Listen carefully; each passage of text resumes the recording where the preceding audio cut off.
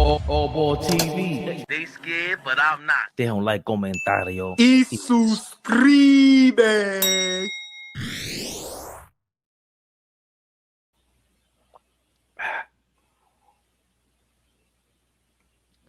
Yeah. Who's in the building, man? Y'all hit that like button, man. See a couple of y'all on the YouTube stratosphere. Hit the like button, man. AllBall, we in the mix. Knicks 1-6. Huh? We talking about right now? You know how that shit go, man. 6 in a row, they're gonna make it seem like it's nothing. All these other teams, they win 6-7 games in a row is it's pandemonium, right? It's NBA candidates, it's championship contenders, it's but guys like me like to fly under the radar. So by the time you see us pop our head up, we in the fucking finals. AllBall suckers. Never know which way we go.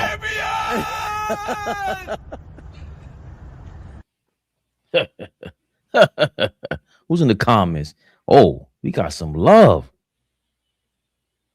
Surfer Dawn, pardon me. I don't remember seeing you. Not for nothing, AllBall, but zoom in, Surfer Dawn. You kind of look like Mikal Bridges. Surfer Dawn, I ain't gonna even let him play you like that. We don't want nobody looking like Mikal Bridges. Not right now. But we have the beautiful, the lovely, the extravagant, the sexy, the exquisite, the elegant. Wonder Woman is in the building. The OG of OGs. One of my favorite people. Tori B is in the building. Ladies of AllBall TV, what up? Thrill 'em guns, I see you, baby. Oh, beautiful, the lovely, the extravagant, the sexy, the exquisite, the elegant. Another one of the OGs of the real OGs. Darlene Bryant is in the building. What's happening? Chino Jr., what up, baby? Chino Jr. sounds ill. I'm not gonna lie. Yeah. Hope everybody's feeling great. I ain't gonna front, AllBall. I ain't trying to blow Chino up, but he sound like he doing his thing out there, baby Bubba. Anybody named Chino, it's only two things they known for: being crazy or getting crazy. Chino, hit us in the DM. See, I get flashbacks. Shit. See Aaron Williams. Oh, we live? I have something to listen to on the way home. Yeah, listen, Aaron Williams, we in the building. Appreciate you for even, listen to us on your way home. Hopefully everybody had a good day at work. Hopefully everybody get home safe. But yeah, you live, baby. With us, AllBall TV. We in the building. Fabian, let's get it going. Let's not even waste no time. At all. Right to it. Come on now. AllBall. Usually we got y'all with the Knicks rehab. That's at night, 8 o'clock tap in. But we still got to touch on this. Yes, the Knicks have won 6 in a row. Yes, the defense has been way better, especially since when we compared to late last year, going into the NBA Cup against the good teams. It has been productive. And then we were going up and down. Now we're picking it up. Apparently, we're the best team in the NBA according to analytics, which we know is like, come on now. Offensively, don't we got to believe that Karl Anthony Towns has been more consistent and been more of a force? And out of all people, Jalen Brunson, again, a little inconsistent, trying to figure his way in there. OG, of course, is inconsistent, but we'll live with that. Mitchell Robinson has been getting more lobs ever since AllBall called for it earlier this year. He's his trainer on the low. Everybody else, Modi Awara, a damn rookie, is coming in here. We're clamoring. Yo, get him in the game, Mike. But why? Why is that? Let's flash back a little bit, AllBall. Let's not forget what Stephen A. said a couple weeks back. How did you feel waking up this morning? A win is a win, but it wasn't pretty how you got there. I'm sick. And it's not just because of the dental procedure that I had Friday.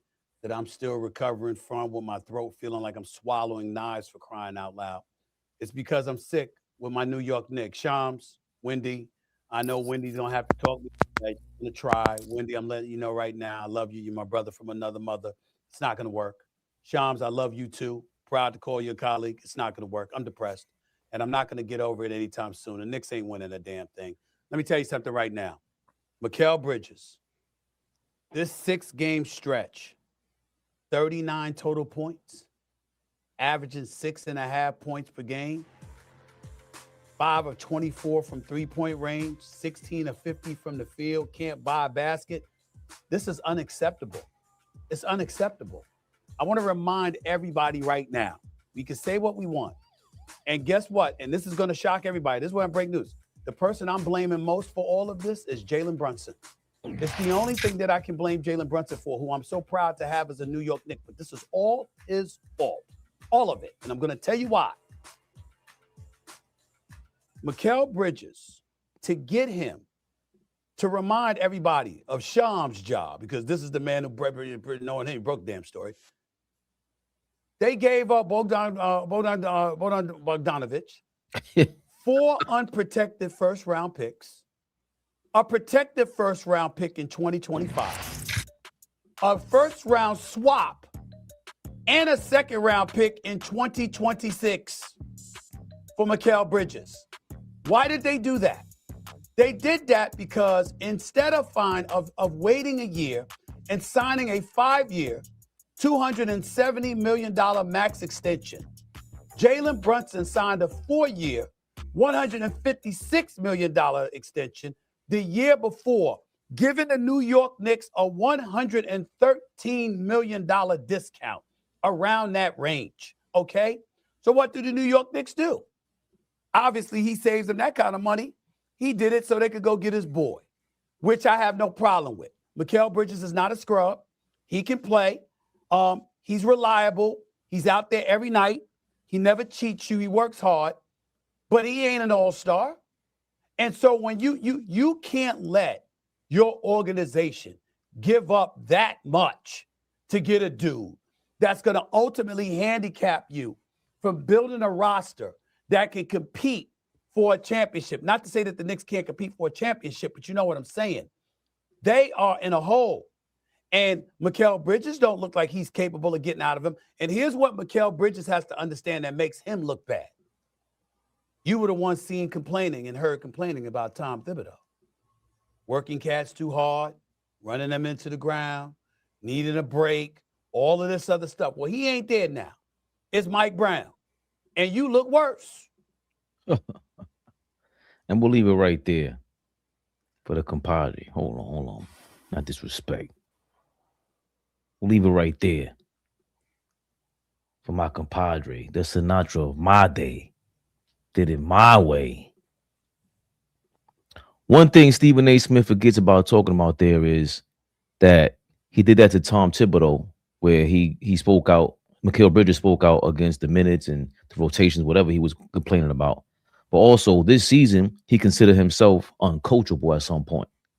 So after we factor all this in and we see his recent, especially his offensive struggles, because him and Shaman have been struggling just as equally, if not the same. I don't know who's worse, to be honest, on the offensive end. And then defensively, Mikal Bridges offers more. But I digress, AllBall. Where we at with Mikal Bridges? Because, yeah, he had, 15 points last night, 14 points last night. Yeah, we're winning. But everybody else seems to be stepping up, but these two guard positions in this lineup.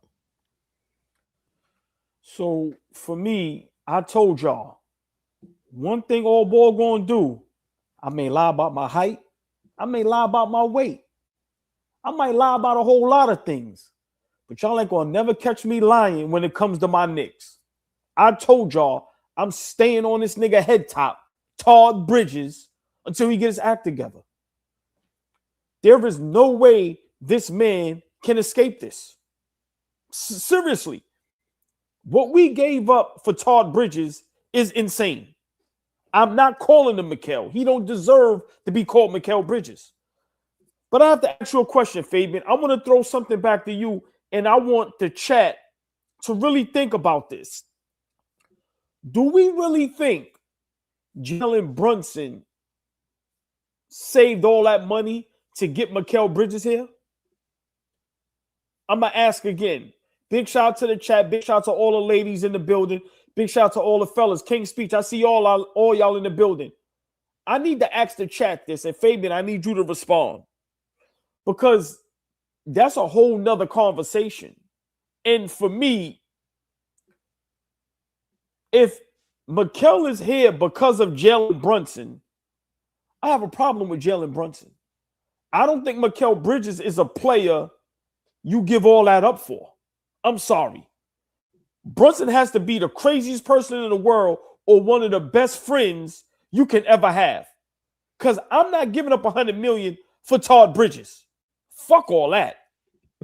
So, Fabian, I have to ask you, because to me, if you believe that, then that's a whole nother discussion. Do you honestly believe that Jalen Brunson gave up money to get Mikal Bridges here?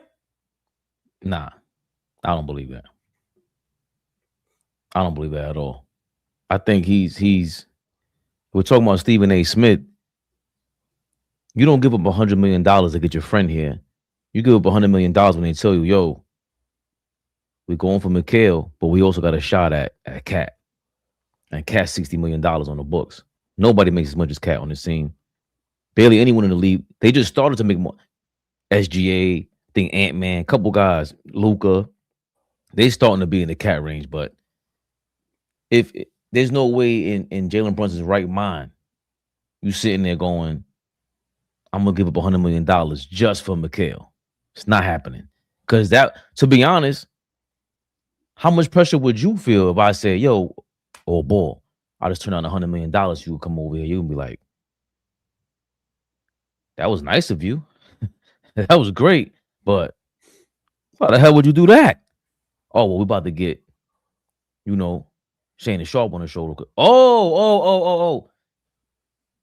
Now it makes sense. Now it makes sense when you land in your stardom somewhere else. Because Mikal Bridges has never been a star. It's $100 million, bro. It's $100 million. Where you getting that from? You ain't doing that without trying to amplify your stardom, the team stardom. Maybe looking for a reason for someone else to be for the blame to be dumped. Jalen, you ain't slick. You ain't fooling us. We love you. But oh boy, I throw it back at you. Do you really believe it was just for Mikal Bridges and the Nova Buddies? Yes. Like I said, Flea alludes to this all the time. We may not like the messenger, but the message, it could be possible. Now, it's alleged because we don't know for sure. But if you're asking me, do I believe that? Yes. Yes, I do. I honestly think that's why Mikal Bridges is here. Because there's no other reason for him to be here, especially for what we gave up for him. Like, let's be realistic. I don't care what he did in Brooklyn. He isn't worth the draft picks we gave up and the money we gave him. He's not. He's only here because he's Jalen Brunson's buddy from Villanova. Like, why are we ignoring that? But for me,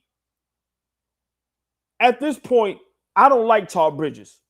I'm not feeling bad for him. He got his money. He should be playing way better. Right now, I'm taking it this far. And Tory B, I love you. He's not fine. 2-3 games, okay. This has been going on for a while now, to the point where Mike Brown has lost all faith in him. Mike Brown, Fabian, is only playing Todd Bridges because of the contract. That's it. There's no other reason he's on the floor. But while we complain about Brunson, about Cat, about OG being inconsistent, about, Josh Hart, me not being a super fan like everybody else, there's one guy that's single-handedly ruining everything. And he may be the reason we don't win a championship, and that's Todd Bridges. I'm sorry, it is. It's nowhere in the world we can win a championship with your two guard playing at this level. How could we feel comfortable? How could we say to ourselves, he'll be fine in the playoffs? What makes you feel like that? Like I said, Fabian, if it's 2-3 games, then cool. But this has been going on now for a bit, for too long. And even last night against the Wizards, even when Mike Brown put him back in the game, we almost like, what the hell? But still, nothing. So for me, what we're not getting from him on both ends of the floor, that is going to be probably the sole reason why we don't win a championship. I think we can still get to the finals. Now, if he just miraculously or just, out of the blue just goes berserk in the playoffs, then I got to eat crow, and I'm fine with that. But I'm going off of what I'm seeing. If you're telling me this is the appetizer for the main course, now, of course, it's times you've had bad appetizers at a restaurant, but then the main course is good, right? But 9 times out of 10, the appetizer is trash. The meal is going to be trash. Mikal Bridges, his appetizer so far leading up to the playoffs, I don't understand how we could think he's going to be fine. I just don't. I'm not worried about Shamit. Shamit is not the guy we brought over here that we gave him all these draft picks for and that we paid all this money for to get us over the hump and get us to win a championship. That's Mikal Bridges. So for me, I don't understand how we could just sit there, and I'm not going to say defend him, but how we can't be concerned, Fabian. Right now, Todd Bridges is a problem, and he's a major problem. I don't understand how we don't see that. And if we're going to move forward and attempt to win a championship, he has to play way better. I'm talking about what T.I. says expeditiously, right? He has to play expeditiously supercalifragilisticexpialidocious better. Because, Fabian, there's nowhere in the world we walk into the playoffs and go up against any of these teams and he's averaging 7 points, 8 points, and he can't play down the stretch, and he's not making just a huge contribution on the defensive end. So for me, I understand the frustration we have with Brunson at times with Cat, of course, OG. But for us to be sitting up here like Todd Bridges is basically just looking like Tony from Blue Chips, where it's like, yo, bro, is something mentally wrong or are you just throwing games? He is horrific. And he's playing bad against bad teams. So what makes me think he's going to play great against Detroit, Boston, Cleveland, Miami, Toronto, Charlotte, Orlando? There's no cakewalk in the East, Fabian. There's not. All those teams I just named are bad matchups for us. We need everybody. We need the Avengers to assemble. You can't have nobody slacking off. So for me, I don't understand how we could just watch this man night in and night out, just play bad basketball, and we just comfortable with it. I want to know how you feel at this point. Are you comfortable with, Todd Bridges playing the basketball that he's playing, and you're thinking he could turn it on in the playoffs?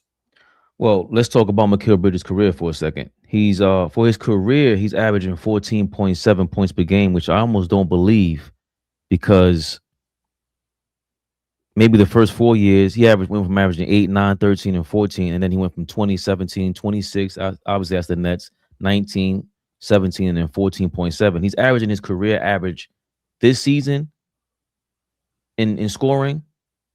That's his career average is 14.7, and it just so happens to be his season average points per game this year. And for his career, he shoots 48% from the field, 37% from three. Now, to give him more context, in the last 9 games is what we're talking about with Mikal Bridges. That's what's been frustrating all of us. So in the last 9 games, he's averaging 8 points per game. 4 rebounds, 3 assists, less than a steal per game. He's averaging a block per game. And the stocks is what everyone was holding him towards. The stocks is, steals and blocks combined. That's what that stat is. And that's at 1.6 now, it seems like, right? Then you have him shooting 36% from the field. Again, this is a career 48% field goal percentage shooter. He shoots 48% for his career. This is weird, right? For a 3-point percentage for his career, he shoots 37%. The highest he's ever shot was 42.5% in Phoenix the year before they went to the finals. So we know he's not a great 3-point shooter, He averages 37% for his career. The lowest he shot from three was last season.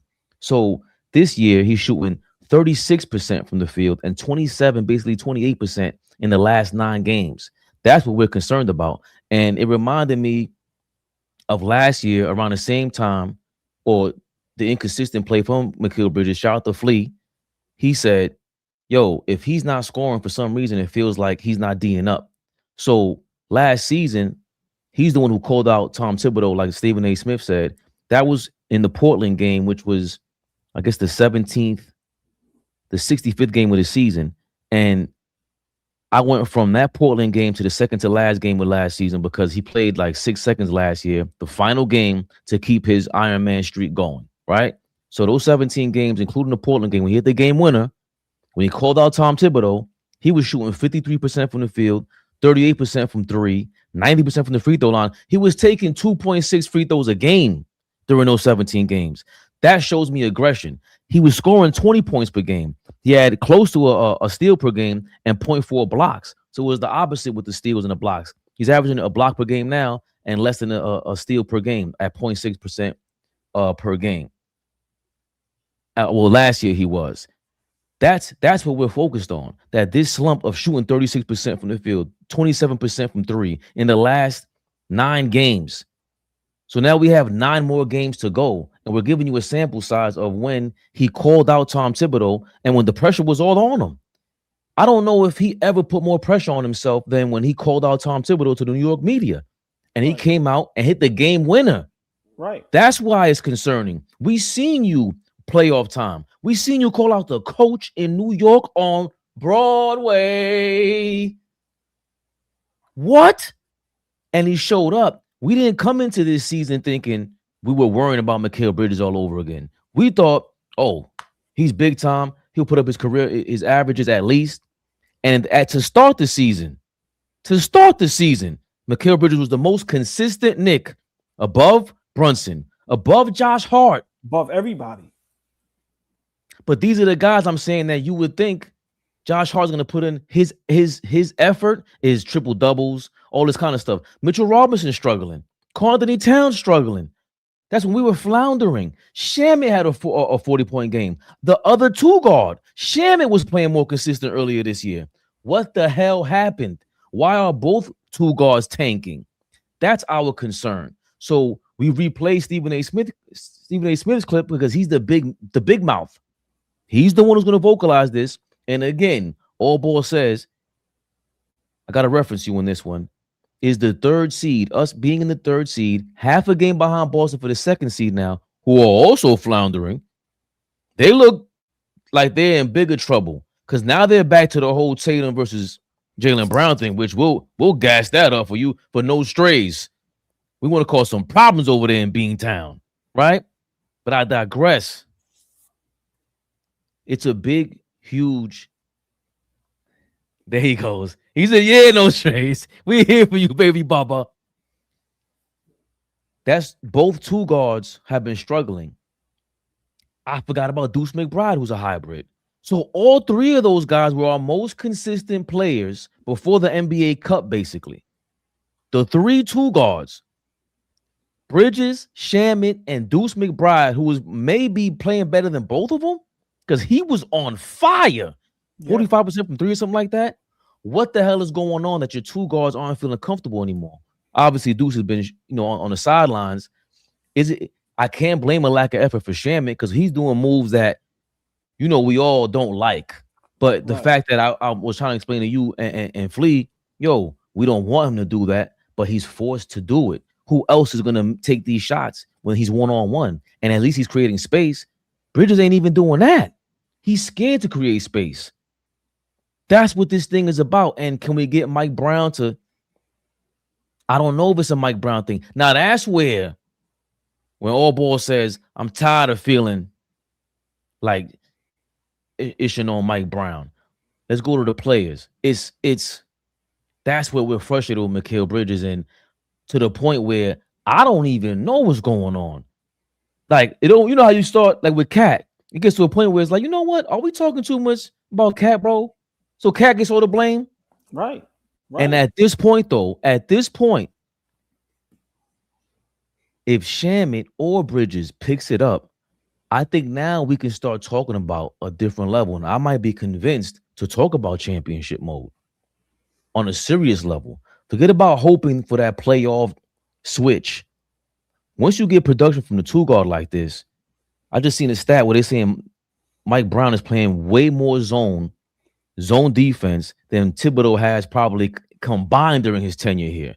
So that may be what helped. To be the number one defense in 30 games against the best teams, oh boy, this is concerning with real reason. We have watched Mikal Bridges. Yes, it's New York. This ain't the Brooklyn Nets. You came over here. Your man took a discount. They traded your other guy, Donte. You called out both coaches. It's not like we think he folds under pressure. He's just, I don't know what it is, bro. And by the way, I'll leave you with this, which I always remind you of.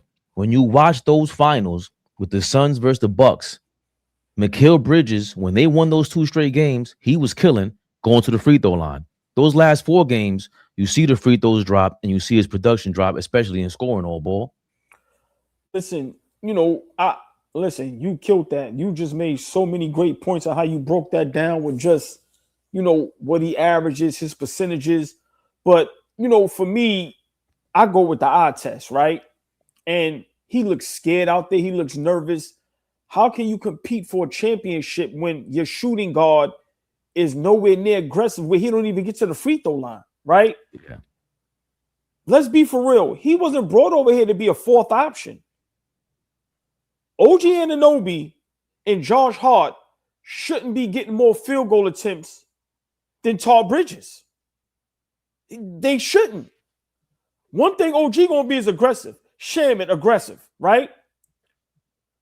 All this season, all this time, we've been complaining about, like you said, Cat. Oh, he's soft. Oh, he this. The softest player on this team is Mikal Bridges.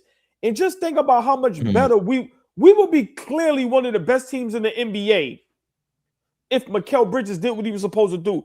You see how important it is to have that 3-headed monster? Pause. To have a trio. Look what the Lakers is doing right now. We'll discuss that later. With Braun, Reeves, right, Luka. You can go to all the great teams. You go to OKC, right? SGA, Chet, Williams. Out there in Denver with Gordon, the Joker, right? So for me, he wasn't brought over here to be a 4th option. And for everybody to be comfortable with that is insane. He was brought over here, to play a vital part, Fabian. We watched what he did in Brooklyn. We said, we got a legit 2 guard that can average damn near 20 and is great on the defensive end. For him to come here and just go downhill like this, no, we can't continue to ignore that. I'm sorry. He is very vital to what we're doing. And if he's going to be like this against bad teams in the regular season, timid, scared, nervous, right? Not aggressive, putting up bricks, not getting to the free throw line, not making great defensive stops. What is he going to do in the playoffs when things ramp up? When you playing against better teams, great coaches, right? Things get physical. Things get chippy. Every possession matters in the playoffs. What are we going to do when this guy is fading away? Just out the game. What are we going to do when Mike Brown can't play him down the stretch? You telling me a guy that we gave up 5 first-rounders for, we're paying $155 million. He was brought in to be the starting 2 guard for the Knicks. We can't play you down the stretch in the 4th quarter? We can't put you on one of the best guards on the opposing team and tell you get a stop or make it difficult? Nah. Listen, Torrey B, he made himself a villain. He made himself a villain. Cat made himself a villain. You know what Cat said? Enough is enough. Fuck that. Tall Bridges made himself a villain. We ain't make him no villain because we gave him nothing but props in the beginning of the season. He made himself a villain. And I don't understand how nobody can defend him. I don't understand how we can still have confidence in him. We've been saying for a while now, bring him off the bench. That's how bad it's gotten. So for me, we can't continue to complain and go crazy on Brunson, complain about Cat, complain about OG. You know, Josh Hart drives us all crazy at times, but we're going to sit here and just let your man fly under the radar? Nah, not over here. I'm staying on his head top. He has to get better. For us to get to that level, Fabian, he has to get better, bro. I'm sorry. And I'm glad you brought that up with because you know we love Tory B, and it's just a matter of Cat turning it around. That's all it was, in his own way, because it got to a point where, all right, so everybody's gonna bully him. You know what? Hold on. Tory B led the way. Mo, listen, we're not gonna lie. That's why y'all said the lovely ladies of AllBall TV. They keep us in check because they're like, I've been told you that. You know how they do. I've been said that. They're going to remind you. They reminded us. So it's not that you're wrong, but who is telling Mikal Bridges this? And if Mikal Bridges understands this, last night may have been a better sign of what was going on. But let's not even forget that. The blunders that he had last night was insane. Luckily, it was the who was it? These bum at the Wizards. The Wizards, worst team in the league by far. The Pacers don't even have anybody, and they put more of an effort. So something is going on. Like last night, for him to have to be in a fog like that, that was telling. Yeah, it's the Wizards, but it's like you're in a different position right now. You're at where Cat was at. You're at where Mitchell Robinson was at for a second. Brunson has not felt this, and we're beginning to give him the business. I ain't pausing nothing, Flea. 43. Playoff time comes. We're going to see what happens, old bull, because it's getting ridiculous. In terms of our worry, are we over-exaggerating? I don't think so. We just broke down everything about Mikal Bridges as to why we believe we should be concerned. There's no way that the Knicks aren't concerned. I'm tired of Mike Brown's stocks and this, that, and the third. It's funny because Mike Brown isn't he's not talking about Cat anymore. He's not talking like he was ousting Cat. Right. Josh Hart was ousting Cat. Nobody's saying that now. No. Josh Hart hasn't said a word about Mikal Bridges. The big mouth. Yeah, nobody. Why not? Why do you feel like? So why does everyone feel like Cat, who's considered soft, can deal with this public scrutiny because he was a superstar for so long? Right. And Mikal Bridges wasn't? How come he gets the it's not in the we saw you All-Star weekend. You came out and was like, I don't want to hear about Cat. Just get in the post. Josh Hart said that. So it ain't just us, man. We see how they're reacting to each other, and we don't like it, old boy. Yeah, just my last point. That was a great point. And like you said, we're not exaggerating this thing. Mikal Bridges led on national TV for 2 days straight. A lot of people on social media, a lot of Knicks platforms, a lot of people starting to be fed up with him. So it's not only us, it's just that we're ahead of the curve, right? And we're just not afraid to just call it out from the beginning. But you're 100% correct. And what I've been saying, Brunson, Hart, y'all guys have no problem, getting that Cat. Whether it's in the game or at the podium. Where is that smoke for y'all guy Todd Bridges? Seriously. Josh Hart, okay, you the heart of the team, you the mouth of the South, right? The smoke you have for Cat, the little subliminals, the little indirects, where's that for your guy? Jalen Brunson. I watch you show up, Cat, a couple times this season. Where's that at for Todd Bridges? So for me, if we don't nip this in the bud, if guys don't start holding each other accountable and being responsible for one another, how are we going to win a championship? Like I said, if he goes into the playoffs and he just plays out of his mind, then I'm going to repeat. I got to eat crow. I'm wrong.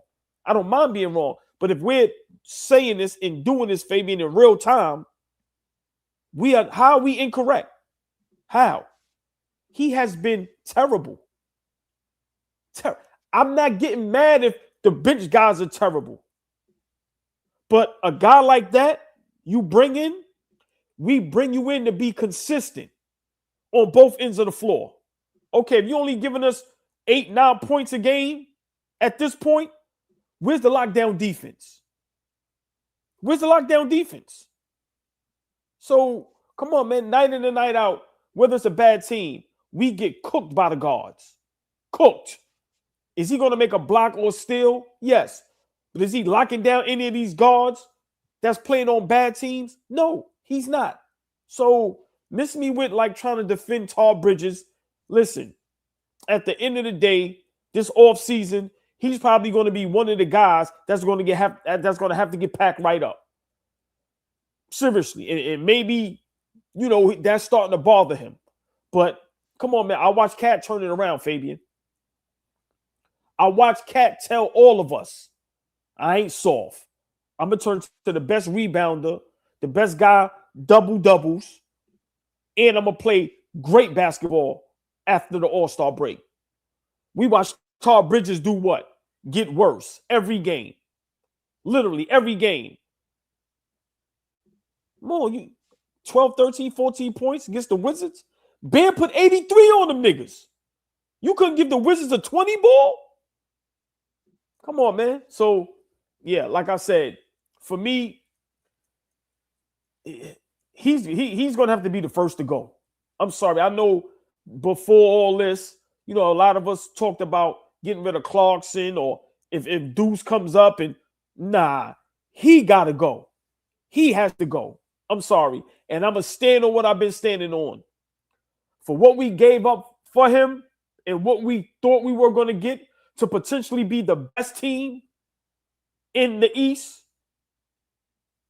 and we get this, he's definitely one of the worst trades in Knicks history. If it ain't number one, it's definitely top 3. I'm sorry, because what we thought we were getting from watching him in Phoenix and then watching what he did in Brooklyn, and for him to come over here and just do the total opposite, a total 360. Once again, if he got a Josh Hart contract and we give him all those draft picks, then maybe it wouldn't be as much smoke.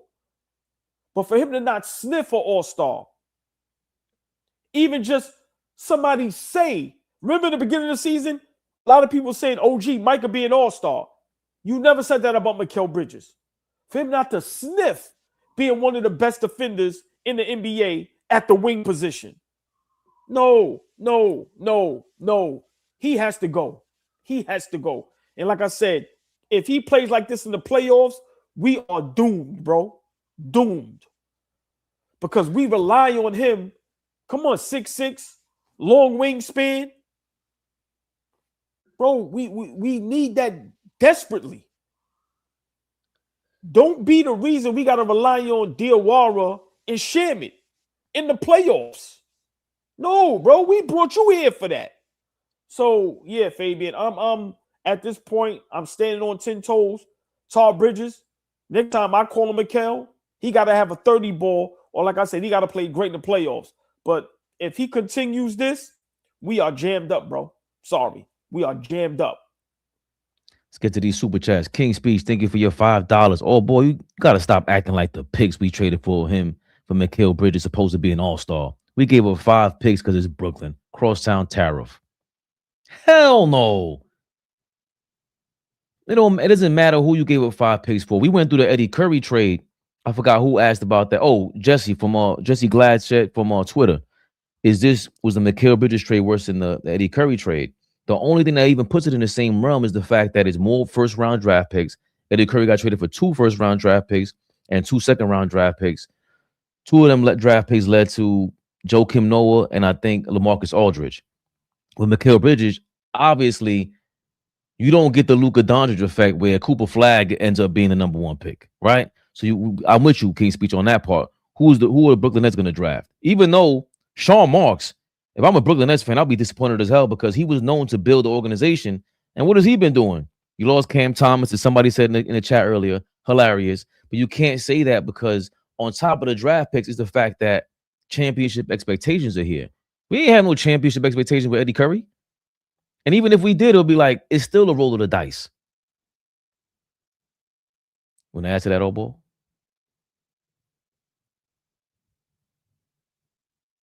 I'm sorry. I said that the other day, Fabian. Yeah, we know the Eddie Curry joint was horrific. We ain't had no championship expectations. We brought in Mikal Bridges and went ballistic. We gave them a nickname, Wingstop. I was so excited, it ain't make no sense. I said, oh my God, we getting a guy. Remember, because Brunson being a small guard and not a good defender, we going, okay, he can take that position now.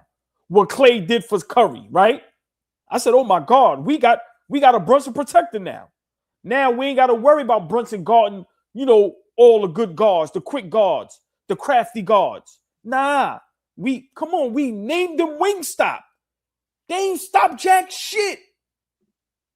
At least with OG, you see flashes. You don't see shit with Tall Bridges, bro. So for me, listen, I can't defend him. Would I love to? Yes, he's a Knicks guy. I'm a diehard Knicks fan. But up here, we keep it thorough. These niggas is Wingstop like yo, Mike T, exactly. No flavors on the menu. Wingstop with no flavors on the menu. One flavor, fried. That's it. No lemon pepper, no barbecue, no Hawaiian, no sweet chili. One flavor, fried. Why? Because them niggas get fried night in and night out. Come on, man. I can't. I must cut y'all off. One of those wings is fried only.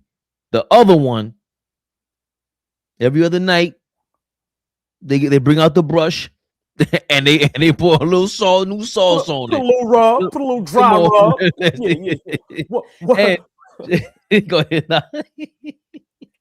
That was good. One of them, you may get a little dry rub, but then sometimes, a la conference finals against Siakam, fried. Right? So come on, man. Like, hey, right? Listen, extra crispy. No. Look, you know how you get your wings and you give them back, right? You get the wings and give them back. Nah, these need to be extra fried.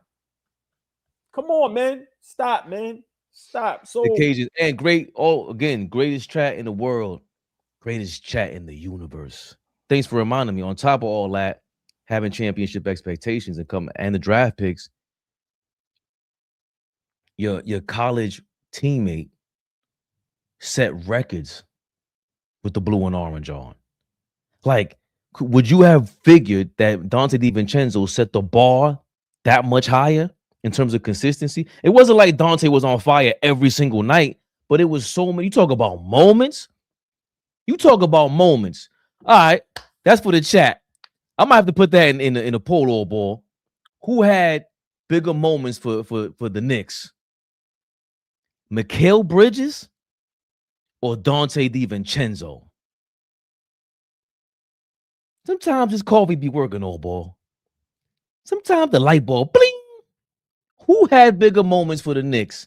Mikal Bridges or Donte DiVincenzo? Y'all can type it up. No. Well, let's break it down. What moment was bigger? DiVincenzo first round against Philly or Mikal Bridges against Boston with the huge defensive plays? See, for me, I just break it down to one because it's going to be difficult. To me, I just want it where it matters. Pause. I don't care about the regular season. Which one of those were better? But Fabian, that's a great point. Because they both sealed the deal to win the game and win the series. I'm typing it in. Who had more classic Knicks moments? Mikal Bridges. And I'll put his name first, so you're more likely to tap on him. Or Donte, Big, Ragu, I don't know how to spell his last name. So I'm just leaving it like that. Rest of these super chats. 24K, thank you for your dollar. Paying for the hate. 24K. Don't think for 2 seconds we don't appreciate that.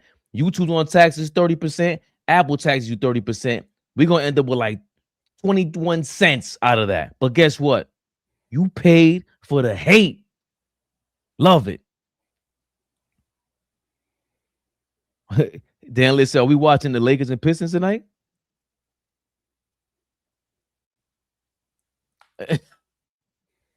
Yo, jump in and jump out, old ball. Amazement. Thank you for your $5. The key to the Knicks to me is Josh Hart. If he knocks down the three, then teams have to totally change the way they defend us. Can't play 5-on-4 with us. Yo, amazement. We'll get to that tonight. I want Flea to be in the building for that. Because if I don't want to talk about Josh Hart without Flea being here. I don't want to talk about Josh Hart without Flea being here. Why? Because I want AllBall to feel all the pressure. All the pressure shitting on Josh Hart like that. Josh Hart, 9 3-pointers in a row. And Cat echoed what we've been saying. Josh Hart looks like he's not hesitating right now. When he's not hesitating, and I think anyone in life, when you don't hesitate and you feel like you're more clear-minded, you play better, you do better, you walk better, you talk better. You could stumble off a curb and you still go, ah. Gotcha. Gotcha. That's when you know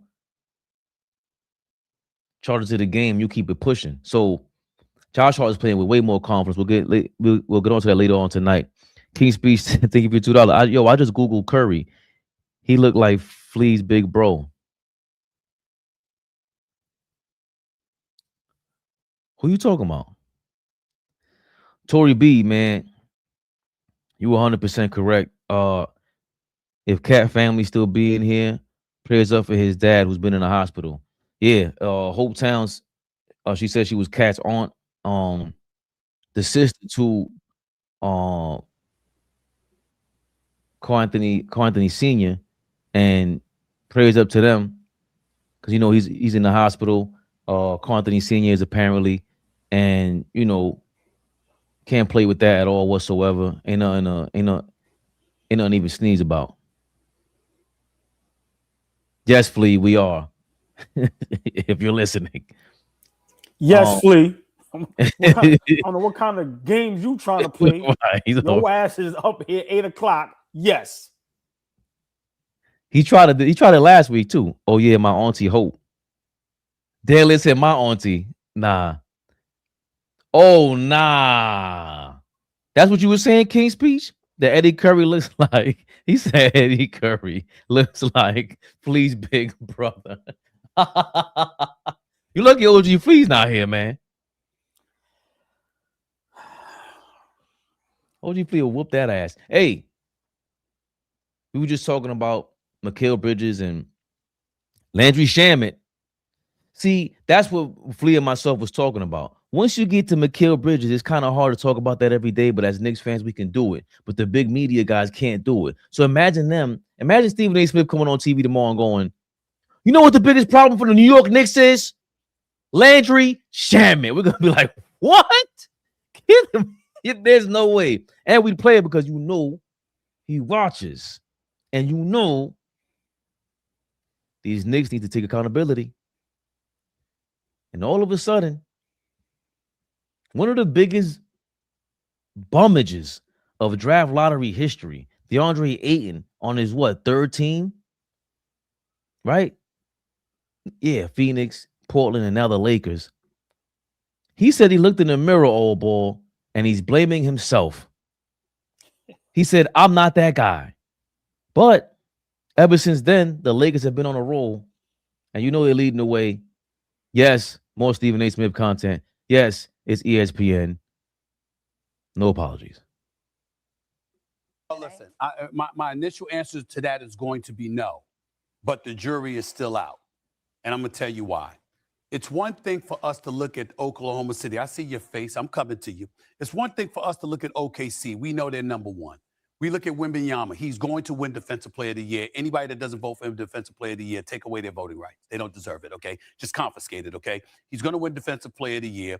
He's got a shot to win league MVP, and obviously San Antonio has a shot to win the championship. This brother is just a freak of nature. He's absolutely exceptional. We have maligned the Lakers most of the season, particularly a 40-game stretch when they were a 500 team.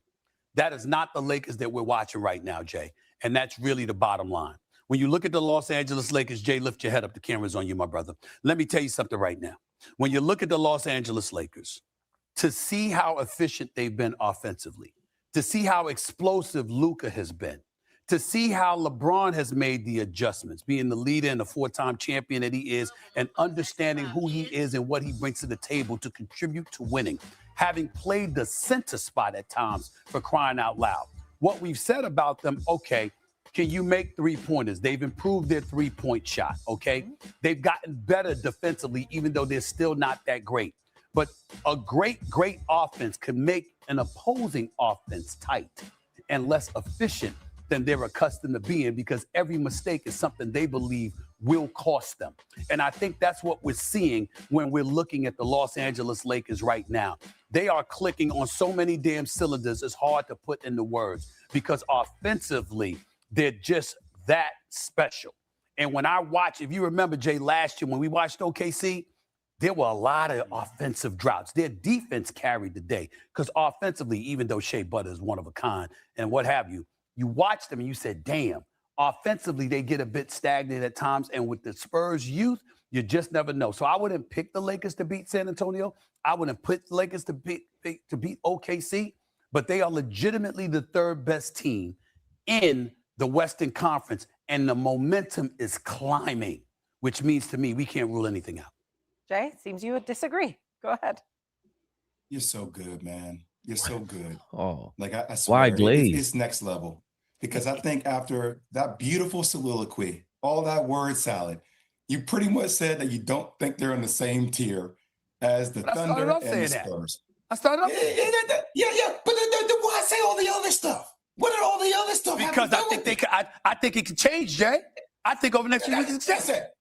And so you, my boy, big brother, we talk about this all the time. Yeah. You're going to tell me on national TV that you are going to bet on this Lakers defense to carry them in a 7-game series if they met the Spurs or if they met OKC. And you're going to say that if in the last X amount of games of the season, that is enough to build your confidence in who they are defensively to do it. That's what you're going to say?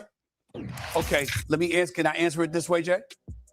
Sure. If the second round of the Western Conference playoffs were to begin today, the Los Angeles Lakers would play the San Antonio Spurs, correct? Yes. I think that's a 7-game series. But you would pick the Spurs. I would pick the Spurs. But I think it's a 7-game series. And so what I'm saying to you is, because I think it's a 7-game, then we got Luka and LeBron in a game 7. So what you're saying is you're doubling down on there's a chance. There's a chance. You're saying there's a chance. I'm doubling down on there's a chance. Yes. And by the way, JJ Redick is a... That's enough, man. That's enough of your shenanigans. Yeah. What you talking about? By the way. Ain't no by the way, brother. You hear it. The Lakers now have a chance. AllBall. You've been saying this since they got the perennial MVP candidate, Luka Doncic, the former perennial MVP candidate, LeBron James, who I've been called a third option for years. Never wanted to accept this role until the team forced them, the organization forced them. You're getting the big man around here. Enough of your clutch shenanigans. And of course, Austin Reeves being the number 2 option. So now you got 2 options, which Luka Doncic is comfortable with, since we said about Brunson. Luka, one-on-one player. Austin Reeves, one-on-one player. They mix well. And LeBron, third option, 40,000 years old. AllBall, what are your thoughts on him against the West? 7 games against the Spurs. This and that and this. What are your thoughts? So first and foremost, HB Link, what up? You know, always got to shout out the ladies, the beautiful, the lovely, the extravagant, the sexy, the exquisite, the elegant. If I didn't shout out Wonder Woman, you know my mind, I'm a little old. Big shout out Wonder Woman. Big shout out Cheryl Blue. I just seen her get in the building. Tori B, what up? I know I shouted you out earlier. Fabian, can we reminisce a little bit? I can't stand the Lakers. Everybody knows that. Can't stand Luka. Can't stand LeBron. Can't stand JJ Redick. I don't hide it. Everybody knows. But do y'all remember? Let's go down memory lane. Because see, any other time, the greatest editor, he have these things dialed up, right? Because when I'm wrong, they have the video, him and Flea, they'd be quick to jump me. They have the video ready when I'm wrong.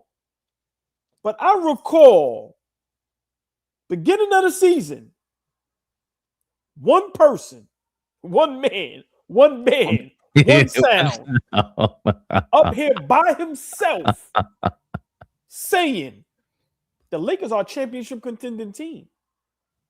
When you have Luke and LeBron together, that's a championship contending team. And everybody pushed back. My brothers, the chat, I get flamed all the time. I'm used to it. I even went as far as saying this roster ain't as bad as everybody makes it out to be. Guys can play basketball. I got roasted. But you fast forward. Once again, a coincidence.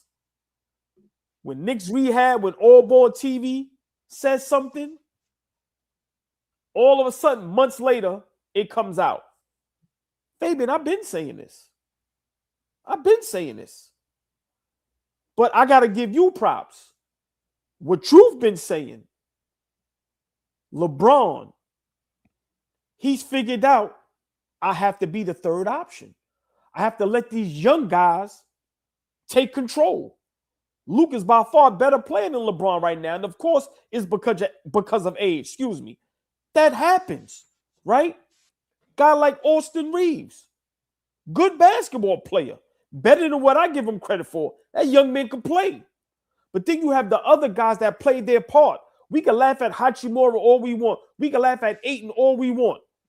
But those guys can play the game. And if they played their parts, this is a championship roster. I've been saying it. Everybody laughed at me. Everybody. But now all of a sudden, they win 12 out of 13, 9 straight. JJ Redick, for some reason, got to give him some credit. He's convinced LeBron. Yeah, I mean, listen. Wait, what? Say it again?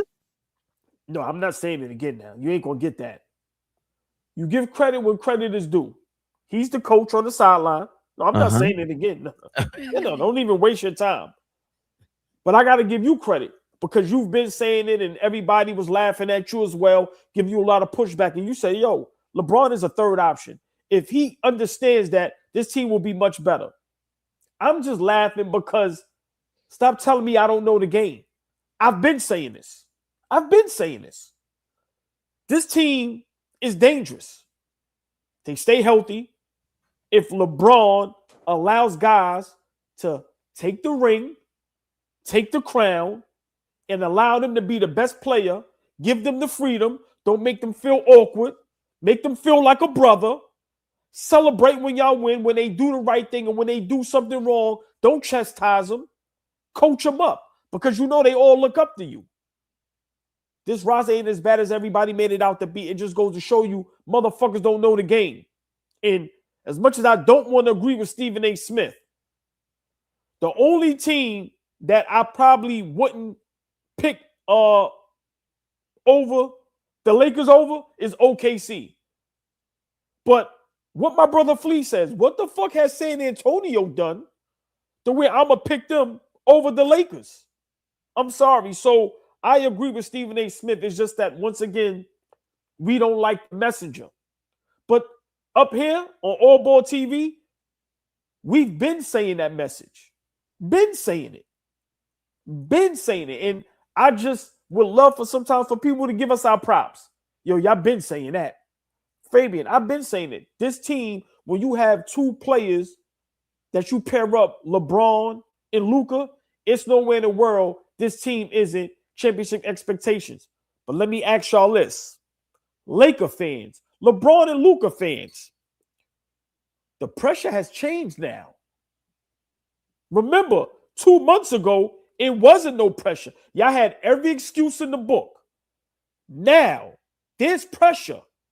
What happens now if LeBron and Luka isn't in the finals? What's going to be the discussion? Are we going to revert back to the bullshit? Oh, they didn't have help. LeBron is old. Or are we going to keep it real? So for me, Fabian, JJ Redick, LeBron, Luka, Austin Reeves, they have now put a target on their back. Are they prepared for the backlash if they ass ain't in the finals? Because like I've been saying, you got to get to the finals. You can't flame out like last season and win one game in the first round and think next season you don't supposed to get to the finals. No. This team, I'm going to be honest, besides OKC, if they clicking on all cylinders, nobody is stopping them in the West. They have everything. They have the player. They have the guy that has all the experience. I mean, what else you looking for when it comes to winning a championship? Now, me being a Lakers hater, a LeBron and a Luka hater, I don't want them to win. But right now, I agree with Stephen A. Smith. In a 7-game series, I'm picking them over San Antonio. Those guys are young. It's almost like the Detroit thing. Are we going to allow them to skip steps? So you telling me you go from not making the playoffs to now you're getting to the finals? I can't go with that. But for me, like I said, I think OKC and maybe Denver, because Joker's always been a bad matchup for LeBron James, right? But I know people don't want to hear it. I don't like to say it because I can't stand the Lakers. But Stephen A. Smith is right, and I've been saying it all season. I've said it before the season started, Fabian.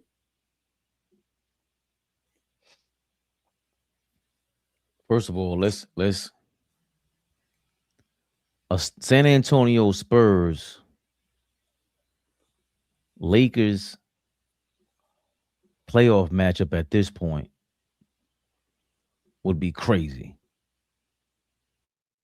Crazy.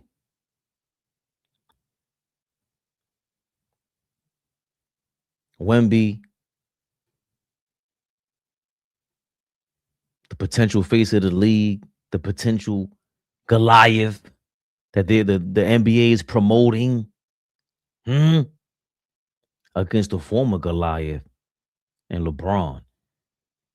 Against the former potential Goliath and Luka Doncic. That's a way for him to get his name back. Hold on, young man. Hold on. I'm that dude. I've been to the finals. I've been here before. And it's great that you said that because you have the Rockets who are now trending downwards. The Nuggets, OKC, and the Spurs, everyone has them ranked for different reasons. The Nuggets and OKC has to do more with experience and obviously winning and showing improving already. The Spurs is all about potential. The Lakers right now is all about potential. But even that potential is like, yo, hold on. Bron's been there. Bron's been there. Luka's been there. Hey, did we forget? I started this segment off by saying DeAndre Ayton's been there. He's now a veteran, and they're turning this thing around. Can they look at the Spurs and LeBron go back and look at his Nugget series when he was with the Lakers and they beat the Nuggets to go eventually win a championship and say, listen, we got Wemby kind of figured out. Yes, he's a monster, but there is a way to guard him. He's not in year 28 bulked up yet. We can get him out of his zone. Similar to Kevin Durant when he was younger. You push him out, get physical with him. And the one worry for San Antonio would have to be De'Aaron Fox because he got Clutch Player of the Year award a couple years back, deservedly so. I don't know. I think De'Aaron Fox got the most vicious step back maybe in the history of the NBA. Because that thing looks legal. That's legal in any era. He's going to have to perform in crunch time. He's the one who didn't come through in crunch time against the Warriors when they went 7 games when he was on the Kings. So on the reverse side of that, you can't tell me Luka ain't clutch. Even though LeBron James, you can go with whichever route you want to go to him during crunch time moments, he might not shoot the ball, but more than likely, he can dish it off to the right guy. And to have the options of Austin Reeves and Luka Doncic there, has he ever had that? You know, you got maybe like go back to Kevin Love and Kyrie Irving. That's the last time LeBron had that option for a grenade play in crunch time situations. Do the Lakers have pressure? For me, it feels like because they were so inconsistent this year that they're playing with house money more so than anything else. Sorry, I disagree. I don't think they're playing with house money. I don't think they ever was playing with house money. We know the game, Fabian, and we are very smart. The chat very smart. A lot of these people are very smart, even though we always got some slick to say, but no. They ain't playing with house money. When you have Luka Doncic and LeBron James on the same team, and then you have an Austin Reeves who's playing is just playing out of his mind. And then you have a coach that people consider the next Phil Jackson. Ain't no house money. That's the media trying to spin it like they playing with house money because they are, they covering and defending LeBron for the just in case. But the smart people, listen, on this one, I was dead on from the beginning before the season started. I said, this is a championship contending team. No, it ain't. Yes, it is. Yes, it is. You do not pair up Luka and LeBron for nothing less than a championship. Now it's on them to do their part. We've seen LeBron with those Cleveland Cavalier teams 10 seasons straight get to the finals with lesser talent. So don't tell me he can't do it. Now you have a Luka. Now you have a legit third guy, maybe a second guy as far as scoring in Austin Reeves. Now you have Ayton and Hachimura and them guys understanding their role, because that's the difference between championship teams and championship players. Understanding your role and playing it at a high level. I'm not letting nobody get away with that nonsense. Fabian, they not playing with house money. They all legit. They been legit. It just took them time to figure that shit out. But you do not pair those two up and don't tell me that ain't championship contention. But you can't go from JJ Redick doesn't deserve a job. He's shown me nothing. I ain't watching his podcast to this.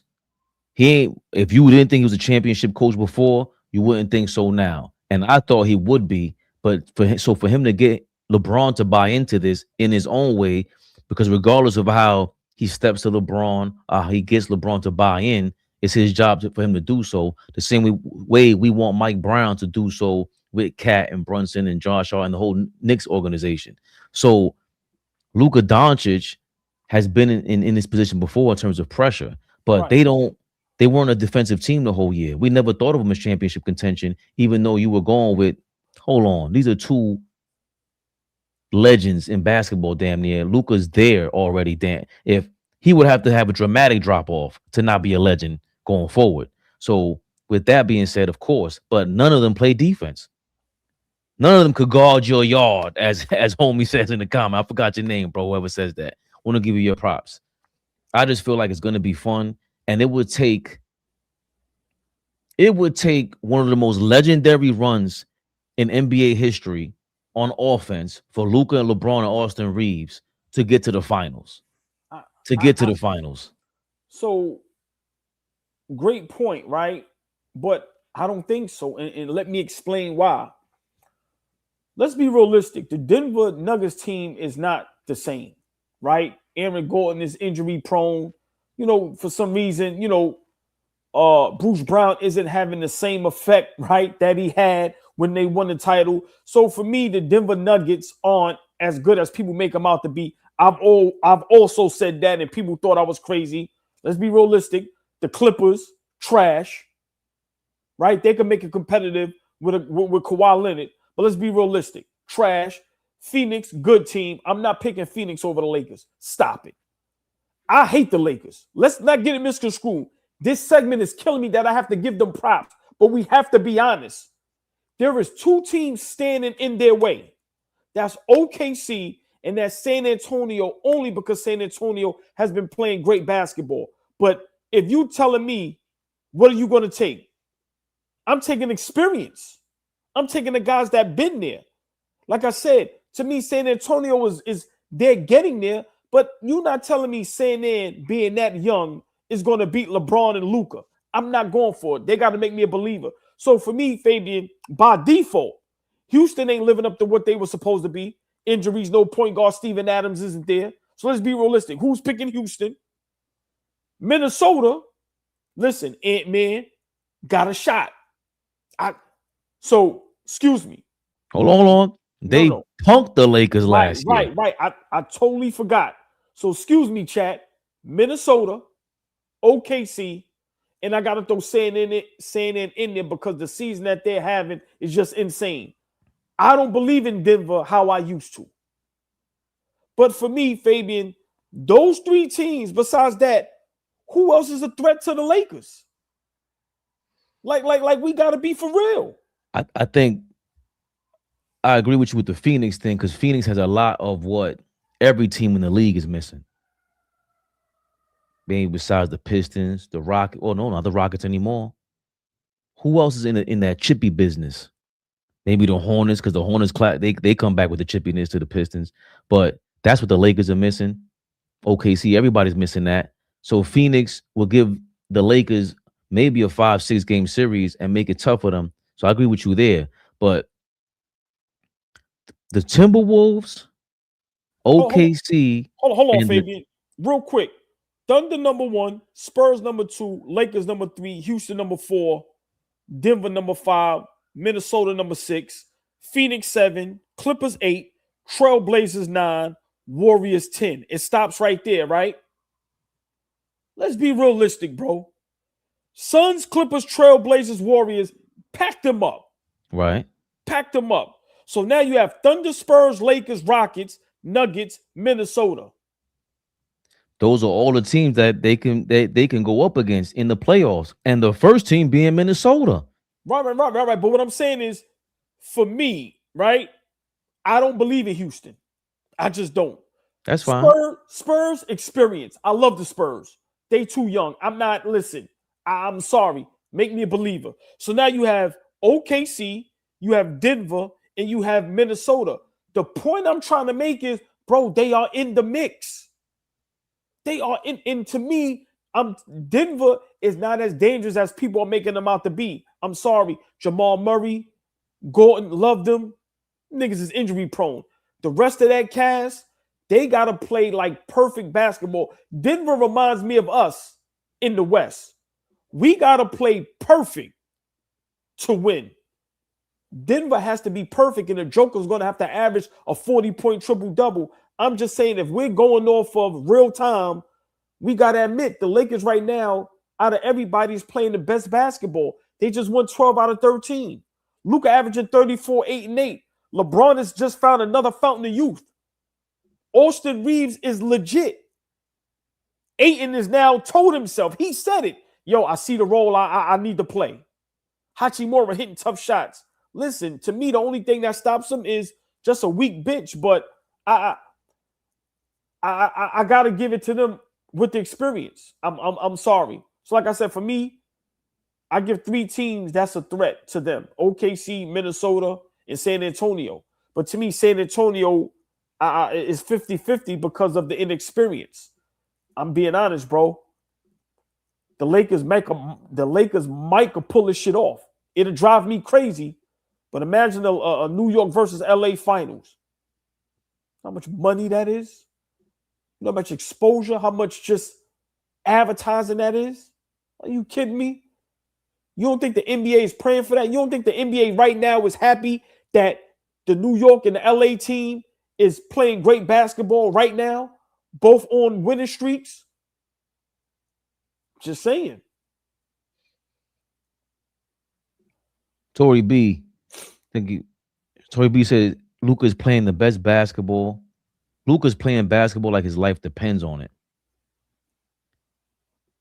Also, she liked both streams. Tori, thank you very much.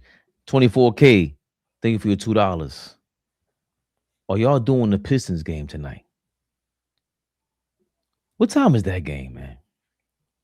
That to be honest with y'all, that's all that meant. 7 p.m. We will get back with y'all. I'm going in the group chat right now. I'm asking Flea right now. Yes. Hold on. Oh boy. Listen. If you need my vote on the air, you got it. 7 p.m. Tuck myself into bed by 9:30. Sounds good to me. It sounds good to me. Hold on. No. You know how I go. Chat. I need 10 Josh Harts. We not playing no games with y'all. Chat. I need 10 Josh Harts. And we need some of the OGs, the Knicks people. I need permission from my Knicks people. I love Detroit. I know we got smoke. I need permission from the Knicks people. Are we going live Detroit versus LA?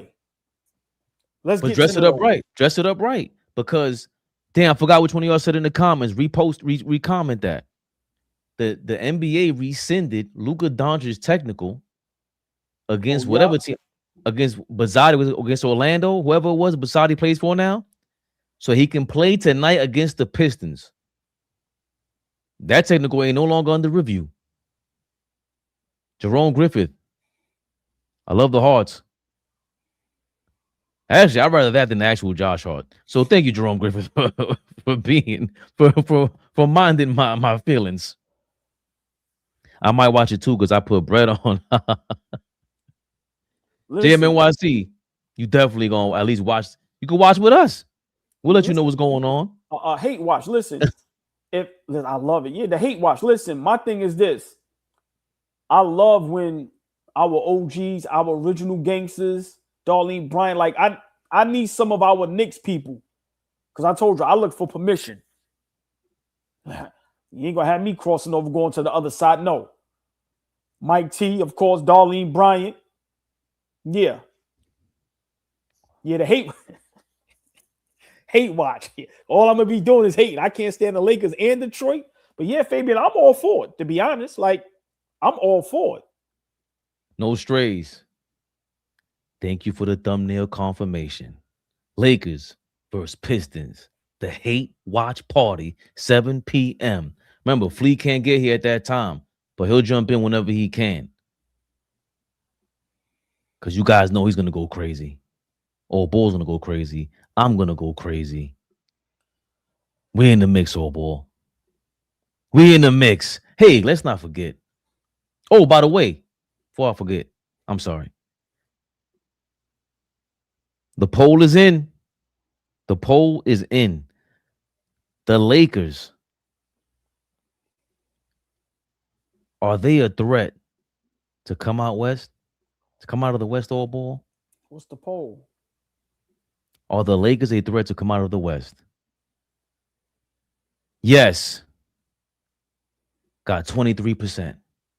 And a resounding hell no got 77% of the vote. The Lakers, the chat has spoken.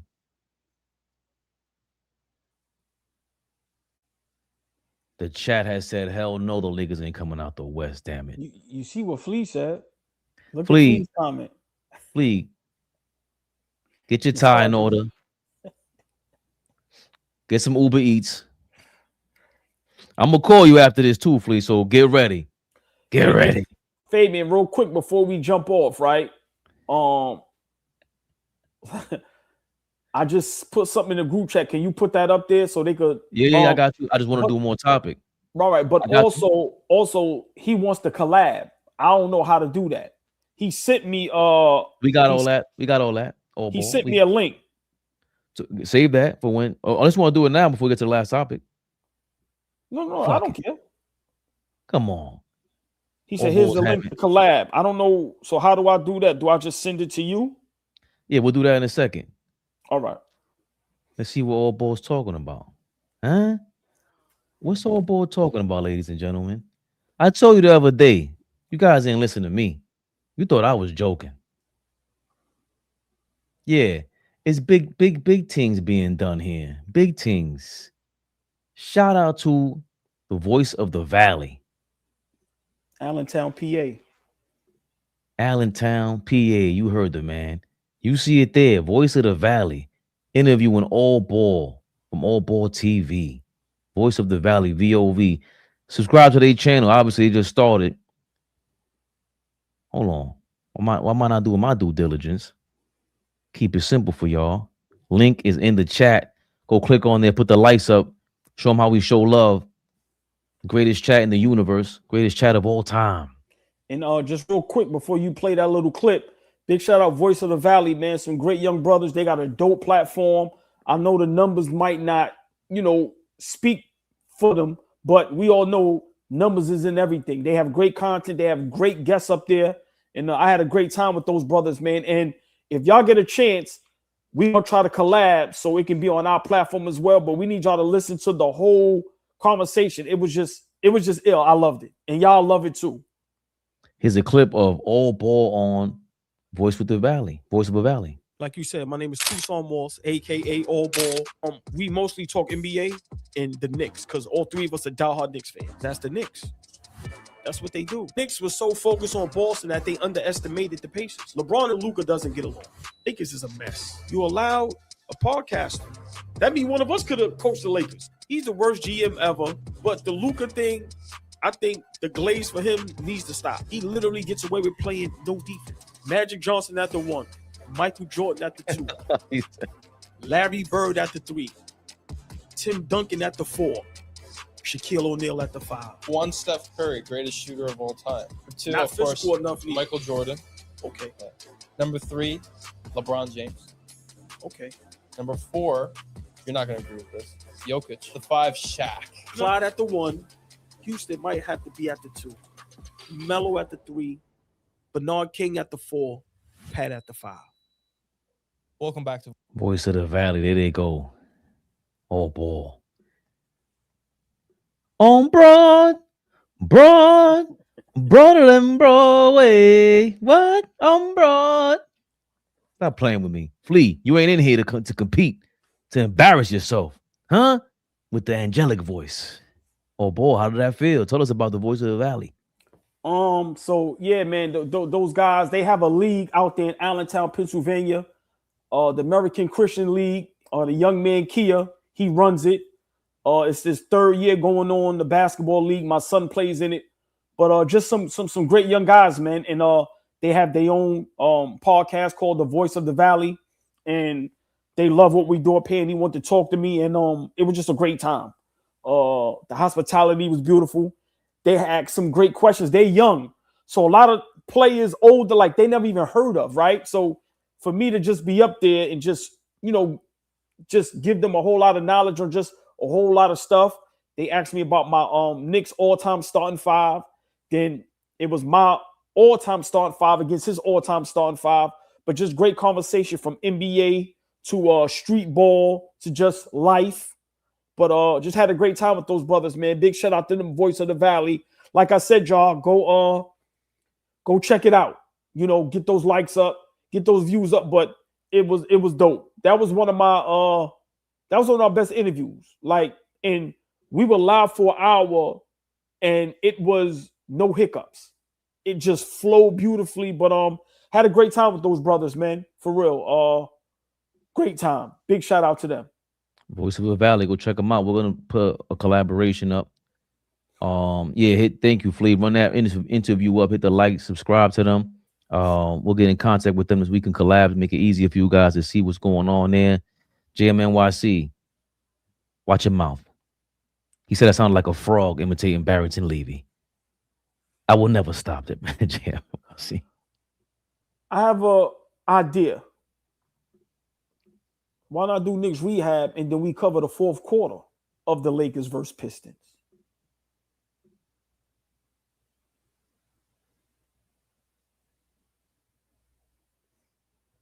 Okay. But the game's going to be on. Listen, our people in Knicks rehab coming here for us. I mean, it's up to y'all. It's up to y'all. We got a couple hours to think about it. Yeah, we do. We got a couple hours to think about it. We definitely do. We got a couple minutes to think about this, old ball. T-Mac ain't playing. Came out here, been in the league.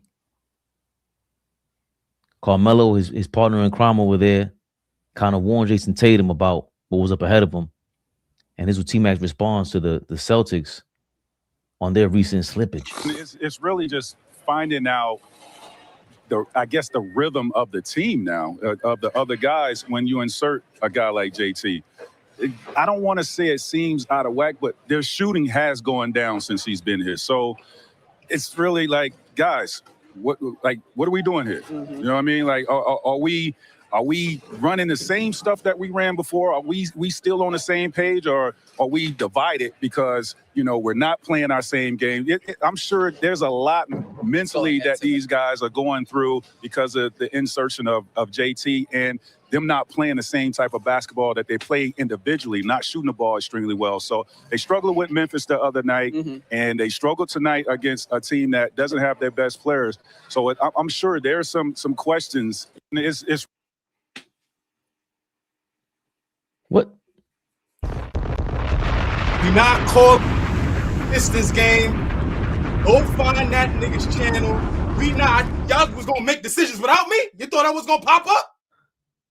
Call the fourth quarter, do this, do that. Fuck the Pistons, man.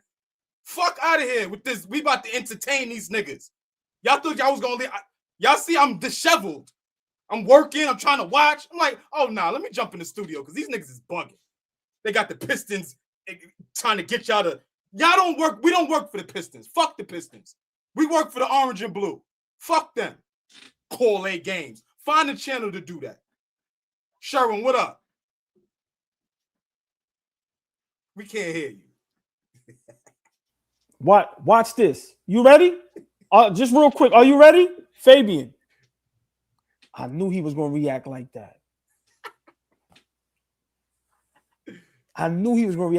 That's why I said that in the group chat, just to get that reaction. And you know what?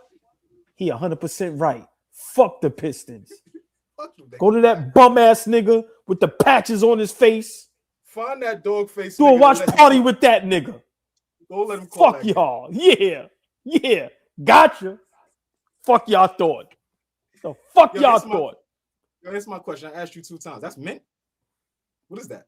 Oh, yeah, that's mint. Yeah, it's mint. That's mint? Yeah. I like that. I ain't like it. Also, you were trying to trigger me in the comments. I was. You wasn't answering me, so I got to look you eye to eye. I answered you on Facebook. I didn't see that. Big baby, what up? You told me the first time you seen. That's why I said, "What's that? Why? I know you lying. Chat, you know a dude really likes you. Men play third grade games with each other for the rest of their life, for the rest of our lives. Forever. I ain't about to act like I'm about to stay here though. I gotta work. I'll see y'all later. Gotta work. We don't. He says we work for the orange and blue. Oh, back for Dolan. Dolan's calling you. He said we work for the orange and blue. No the hell out there. Cut me no checks. Yo, man. When I don't gotta work, when y'all can retire me too, then I'll be here. When I can quit my job, like AllBall quit his job, then I'll be here. Until then. So you heard it here again. Heard it here first. We fixed the chat cash app, by the way. ABTV3, AllBall space TV. If you search for it on Cash App, it's ABTV3. Also, click on our Instagram. AllBall TV is 3 underscores. You'll see the AllBall TV logo. The old one doesn't have the logo anymore. So you'll see that's the difference between the two accounts on Instagram. The AllBall TV underscore, 3 triple underscore. It'll have the AllBall TV logo on there. Please follow us on there. We're trying to get that up so we can, do what we got to do on there to get this thing going. DM me for my personal Cash App too if y'all need that. Just shoot me a DM. Just let me know. Y'all need the personal Cash App. I'll send that to y'all as well. ABTV3 is the cash tag for all retirement funds. Yeah, I love it. I love the chat. I love my brothers. Let me go back to see you at 8 o'clock. Working for Dolan. That's yeah. I ain't never seen a mint colored Carhartt Scully in life. That's the same color as in the junior mint. Nah, it's a fact. I've never seen that color. It's all right, man. You got them with them shades off a canal? Nah. Hold on. What? Never. Now, Nah. these joints, the shades, always canal. Always. Authentic is me, Always. baby Bubba. Always. Peace to the chat. Peace, everybody. See you later. Thank Yes, you, sir. JMNYC. Yeah, Fat Italian. Of course, Fat Italian would laugh at that. Savagery. Pure savagery, all ball. But let's get back to it. T-Mac. Yeah, he said 24K said, Carhartt's a Detroit brand, right? They're gonna make sure they seen and heard. I tell you, boy. I tell you, My the Detroit beautiful, players. the lovely, the extravagant, the sexy, the exquisite, the elegant. Cherokee is in the building. Cherokee, what up, baby? Yo, Tendrell, chill the hell out. He said that's the mint chocolate chip to all balls. Yo, Tendrell, come on. Now you got me thinking about butter pecan. See what I'm saying? Oh. And I'm not gonna lie, mint chocolate chip, I do like it. It's not quite butter pecan. It's right under. For me, if I can't get the butter pecan, I'm doing chocolate chip or the mint. I prefer the regular, but the mint, legendary. Chocolate chip. Do your job, Fabian, because now You distracted? I'm starting my diet again tomorrow. I started my diet tomorrow. Let's get to it. You hear T-Mac? Celtics, they are floundering. Get the correct. They are in their last 10 games, they're 6-4. They just lost the game. I'll pull up Jason Tatum's number while you speak. But what are we thinking now? The second seed, we had it before. Celtics creeped up as we were slipping, and now we're a half game behind them. So according to the standings, the Knicks, if they win tomorrow, they'll be in tied for second place. But I don't agree with that. We don't have the same amount of losses. So I wait until the Celtics play on Wednesday, see if they can pull it out against OKC. Hopefully they don't get that second seed. What do you think about T-Mac saying Celtics they ain't really meshing with Tatum right now? He's 100% correct. You got to remember, he played in this league at a high level. And he knows what it is to be injured and come back, right? So you got to remember, he's probably looking at it from that standpoint. Remember, that was a major injury, Fabian. And T-Mac is probably, what he really wants to say is, yo, dog, if you came back in the beginning of the season, then okay. But them trying to acclimate you into the offense now and try to force feed you a little bit, my opinion, Boston rushed them back. Even with Tatum, they're not winning the championship. They don't have enough pieces. Have they had a great season? Yes. Has Jaylen Brown played great and just made himself an MVP candidate? Yes. But let's be realistic. They're not better than us, and they're not better than Detroit. Kay Cunningham will be back.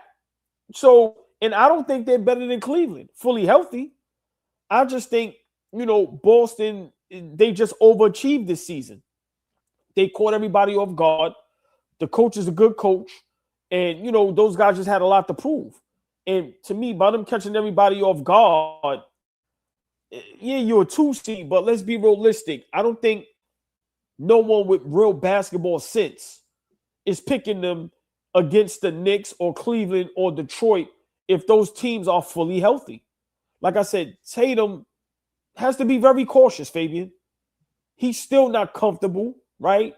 So yeah, I think Boston was silly for rushing him back, especially if it wasn't guaranteed a finals appearance. Now, if they had another piece there, then maybe I can, but I agree with T-Mac. T-Mac knows what it is to come back from an injury like that, and he knows what it is for now Tatum to be on that team, and it just kind of messes everything up, right? Everybody had their role. Everybody was getting shots. Everybody was doing what they had to do, and now Jaylen Brown has to share the spotlight.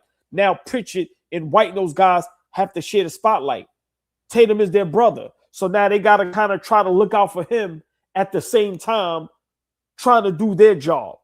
So for me, I think it was terrible timing. I don't know why Tatum even attempted to rush himself back. I don't even understand how the organization allowed him to rush back like that. Like, they should have had some pushback. I don't get it. So when people say Celtics is a great organization, one of the smartest, yeah, in the past, but this season, allowing Tatum to play and come back was a terrible decision. So I 100% agree with T-Mac. I don't know what Boston was thinking. I don't see them getting far in the playoffs. I don't. And like I said, if it's against us, Detroit or Cleveland, fully healthy, and even if they're fully healthy, they're not really healthy. Because Tatum coming back right now, he's not healthy. His confidence isn't there. He's struggling. So, I think Tatum, I don't think it was done purposely, but Fabian, he put that coach and that team in a bad spot. He put them in a bad spot without even realizing it. I think now Jaylen Brown could look at Tatum and say, it's a selfish move, bro. Selfish. Why are you coming back? Because now what happens if we don't get to the finals? So for me, I agree 100% with T-Mac. He makes a great point. And the other thing to that is we, as basketball fans, grew up, we were watching what Grant Hill's injury in the playoffs when he played for the Pistons against, it wasn't all, maybe Atlanta. I forgot who he was playing against when he injured his ankle and he tore it up, went to get surgery before he signed with the Magic. He had a staph infection, all kind of things that he went through. But because of that injury in the playoffs, he had injured it already and he went to go play. And he ended up getting surgery and damn near ruining his career, but he came back to be almost at an all-star level. He still played really well to the point where it was like, oh, damn, what if he never got hurt? Because he was, Grant Hill was a phenom. And we saw after Grant Hill's injury, the Spurs sat Tim Duncan down when he got injured in the playoffs. The Mavericks sat down Dirk Nowitzki when he got hurt in the playoffs. So we grew up with this, looking at it as basketball fans saying, oh, they never going to put somebody in the game, right? Fast forward to the load management era, it's even more of a shock, even though they say the medicine is more advanced, science is more advanced. The load management that takes place now, it's still a shock that the Celtics will want Tatum to be out there. Tatum, since he came back from injury, has averaged 13.5 points per game. He's shooting 38% from the field, basically 39, shooting 29% from three. The only two games he shot well from three were against the Warriors and the Mavericks. The Warriors are floundering. They're in 10th place, but they're really in the play-in. I can't see them. We wouldn't be surprised if they got bounced out of the play-in. And Draymond was just talking about that, how he can't believe they're always in the play-in and the wall is spinning or whatever the hell, he's dizzy, something like that. And of course, the Mavericks, they're led by Cooper Flagg, young kid. So he scored 15 in that game against the Mavericks and 24, his season high against the Warriors and against the San Antonio Spurs, which he had a decent game against them too. No, he didn't actually. He shot 41% from the field and 28% from three against them. They've played the Mavericks, the Cavaliers, the Spurs. OKC, he missed. He was inactive. Funny. Then he plays against Washington, Phoenix, Golden State, Memphis, and Minnesota. They got spanked by Minnesota last night, even though they lost by 10. Minnesota was without Ant-Man. So the real competition was Minnesota last night, the Spurs, and the Cavaliers. They beat the Cavs, lost to the Spurs, lost to the Timberwolves. So they're still 6-4 in their last 10, like we said, but they're playing the Mavericks. They lost to OKC. They're playing the Wizards. They beat Phoenix, which was a good, tough matchup. They beat the Warriors, not much of a matchup. And then Minnesota comes in there with Ant-Man, who's not playing any games. I guess his energy is around and thriving in Minnesota. And we know Randall being here, he loves playing Boston. He's physical. What are they really going to do with him if you're without Horford and all the veteran leadership at the front court to deal with Randall. And even when they were in Boston, he just had a field day with them. So I think it's fair to say that, but at the same time, for him to be moving that way, if I'm a Celtics fan, I'm just relieved that he's playing well, but you're praying every day that nothing happens to him. Yeah. Yeah. You're praying every day that nothing happens to him. Mike T said he don't have the same pop and explosiveness, and you don't expect him to. Yeah. You don't expect him to, which is part of the deal, because if I'm a Celtics fan, I'm okay with the way Jaylen Brown was shining. Like, what was the Celtics in your mind? I throw a question at you. Do you think they were pushing Tatum to come back to deal with the Brown confrontation as an organization? Meaning, we don't want him to be the star. He's Mr. most interesting man in the universe kind of deal, and you really can't control what he says. He's not too PC. You're a PC. We want you to be the head of this thing, and we don't mind you guys having friction, Shaq and Kobe and whatever. You guys seem to get along, but we'd rather you be the lead dog on this all ball. Is that part of the reason why you think they push him to come back? I don't know for me, I don't know if they pushed him to come back. Honestly, I think he pushed himself to come back. And, I'm surprised the Celtics, I don't want to say allow, because that's a strong word, but I don't understand how they let him come back. I think I like Tatum, right? But I think this move was very selfish. Very selfish. And if I'm Jaylen Brown, even though he's my brother, I'm looking at him different. Like, yo, bro, what do you come back for? Because I'm an MVP candidate?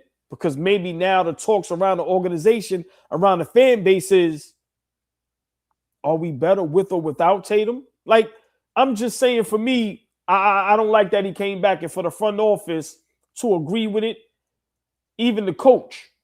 A coach like that, I don't see him being comfortable, and especially his first game back, he started. And you could tell they was force feeding him the ball. It's different if he's coming off the bench, right? And he's trying to work his way back in. So for me, I don't see him making a big impact in the playoffs. When you know the playoffs is way more physical, right? The refs swallow the whistle pause a little bit more. And for him not to be at full strength, I don't understand how he's going to make a difference. I just think it was very selfish of Jason Tatum to come back. But Fabian, I don't know if I don't think the organization forced him to come back. I think this was all him.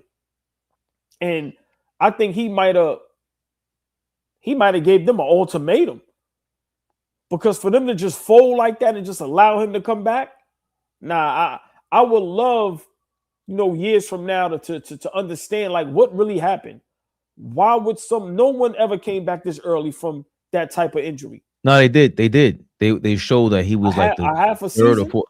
Yeah, not half. It's beyond half a season, but it's the amount of time that it took. It was like 200 and something, 80 something days. Now I'm telling you, they had either KD. They had a list of fastest players to return from the ACL. Right. And what happened to the players that returned that quick?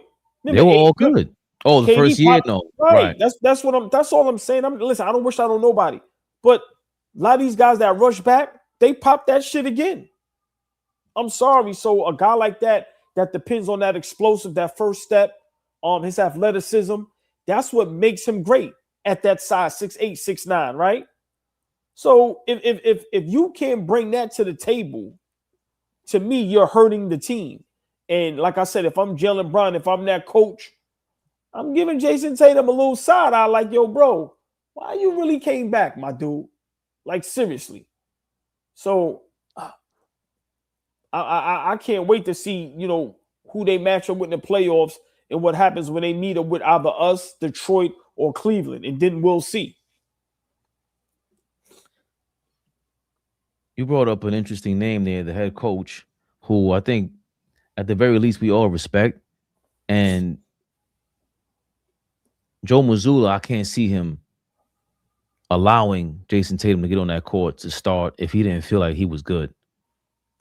Like, they're in tune with the medical staff. I mean, MIT is right there. There's so much that goes on in that area of the country for them to really miss out on this. It is cold over there. It ain't Phoenix. Like Phoenix is known as the rehabilitation team organization. They really get their players back. Shaq and a lot of guys, they went over there to get their life back in order, their body back in order. So if he wasn't ready, I don't think Mazzulla would allow him to go on there. And I did start off by saying the Spurs sat Tim Duncan and they sat Nowitzki, but I think they were all wanted to go in there. They all wanted to play. Obviously, Grant Hill wanted to play. Tatum is always being made fun of online for being, impersonating other players, their celebrations, their fadeaways, and he's a Kobe disciple, so proclaimed. I don't believe any of these people have anything like Kobe. Maybe besides Ant-Man, he's only most competitive guy. Wemby, certain guys are that competitive. I don't know if Tatum comes off that way, especially him being so he can avoid contact sometimes for being that big, and he can be passive, right? But he might have had Kobe in mind, like, yo, what will Kobe do? He would try to push for as soon as possible. I haven't heard anybody ask this question yet. Big shout out Fat Kism. I like that. You ain't got to put it up, but I like what he said. Well, Halliburton got injured later on. I know, but I'm just saying still though, right? But I haven't heard anybody ask this question yet. I want to ask you, Fabian. Does Jason Tatum come back if the Celtics are not a 2 seed? It would be easier for him to come back then. Like if they were a playing team, I'm trying to save us to get back into the playoffs, and it will be a different narrative. Does he come back? I think it's hell no. If they're out of the playoffs, he ain't coming back, right? So now what if they're a playing team? Does he come back? I throw the question back at you. If they're out of the playoffs, I think we both agree there's no reason for him to come back. But if they're a playing team or they're a bottom 4 team in the playoffs, what do you think? Hell no. See, Jason Tatum, that's why in life you got to be very strategic, right? Because Jason Tatum seems like a nice guy. I don't know him, right? You don't hear nothing bad about him, right? Off the court or on the court. Very likable guy. But certain decisions, now people can give you the side eye. Why you come back? Are you trying to bandwagon a second championship? Like, are you a little jealous of Jaylen Brown? Because now he's in the spotlight? Because nobody's seen the Celtics being as good. So like I said, I haven't heard anybody ask that question. And I would love for someone to ask Jason Tatum that question. Do you come back? Not even if they end up playing. Do you come back if Jaylen Brown wasn't playing as well and your team was a 6 seed, 7 seed? And they was just in the middle of the pack. Does Jason Tatum still come back? I don't think so. I think he's seen the opportunity. That's why right now I'm calling him very selfish. He's seen the opportunity because there was no reason for him to come back. But now that you hearing talks and rumblings, y'all the 2 seed, right? It's like, oh shit, we get to the finals or win the finals. I think that's why he came back. And it's not fair because you're not going to contribute. You're not healthy. You're just not. And there's no way in the world you're going to tell me an injury like that, you're going to be fully healthy in 3 months. No. You're not going to have that explosiveness and the confidence and the toughness and just also to be free-minded. That's going to be in the back of your mind. Every time you shoot, every time you go to make a move. So especially in the playoffs, so I just feel like I think this is going to bite them in the you know what. Listen, no straight. Any Celtics fan, they're going to disagree. But listen, why would we not listen to what T-Mac says? He's had many injuries. He knows what that is. And he knows to come back now. Come on, man. Come on, no. But even as a 2 seed, nobody had them winning the championship. I disagree. People have spoken about them getting to the finals. Yes. It may sound crazy. Right, but getting to the finals is one thing. We're up and down. Detroit is inexperienced. So those are the only two teams you can see beating out the Celtics.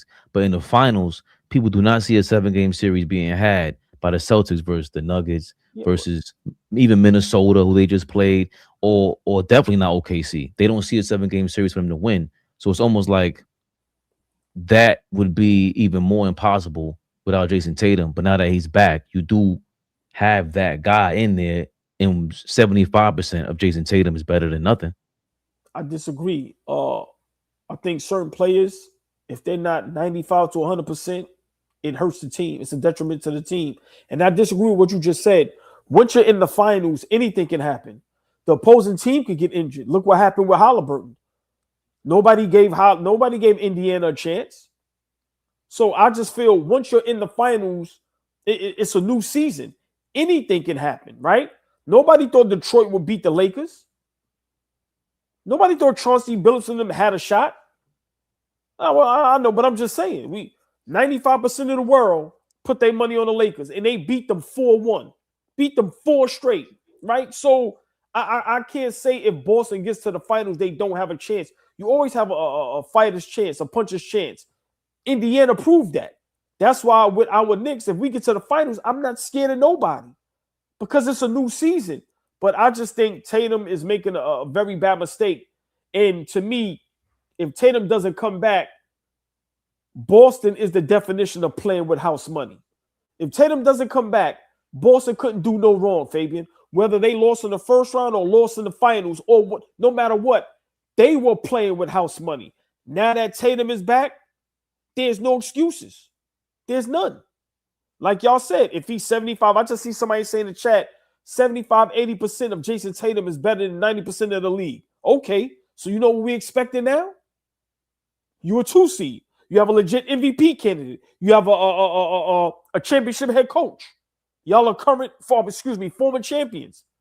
So you know what that means? The pressure, it rises now. So we don't want to hear no excuses from Celtics fans if you get your ass kicked. I don't want to hear nothing. So I just think all that plays a part. And I think Tatum didn't think this thing out all the way through. And I think low-key, he's probably regretting it because there was no need to come back. Well, speaking of Celtics fans, #1 Celtics fan on AllBall TV, no strays, thinking for your $4.99. T-Wolves got their first win in Boston in 7,686 days. That's 21 years.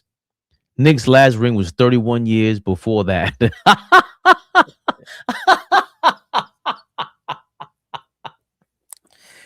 Yo, no strays. I'll fuck with you, man. You's hilarious, man. Boston and Detroit, I pray we meet them in the playoffs because I love their fan base because they just like us. They tell a joke, they know how to take a joke, and they diehard fans. No strays. Go to hell in a good way. Yeah. He thanks us for our concern, and they'll be okay. He also said this: AllBall, that's nice and all. Tatum not talking. All this nice Tatum talk not fooling us. OG. LMA is still not going to reply to your DMs. I like LMA too, but nah, man. Listen, when people's married, when people look happily married, I show nothing but love and respect. They're not married. They ain't get married? Well, they had a kid, right? Yeah. Oh, they got a Dominican marriage. Yeah, they got a Dominican marriage. So they got married.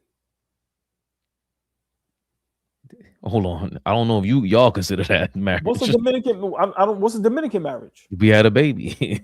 That's our marriage. This dude here is insane. It might be a Caribbean thing, to be honest. They ain't playing with y'all. Hey, I'm gonna try to convince the bros. That's true. That's true, JMNYC. You gotta live with her at least. But technically, even if you got more than one, Dominicans are known to be married to more than one. Yo, read the super chat, man. JMNYC, you got this nigga started. Lord have mercy. The youngest in charge to give you a $4.99. He has to play. That wasn't his decision. The team was sold for $6 billion. New owners want return on investment. Was it 10 billion or 6? It might have been 6 because it was before the Lakers. Oh, the Lakers was 10 billion. Excuse Yep. me. Right. Yeah. What is it? I don't know how to say it. The youngest in charge. The youngest in charge. I mean, know, it's a great point. The owners is going, we don't give a fuck about none of that. Paid you that money. We got to sell this shit out. I'm down with the conspiracy theory. I have another conspiracy theory. The youngest in charge. I know you heard me say it before.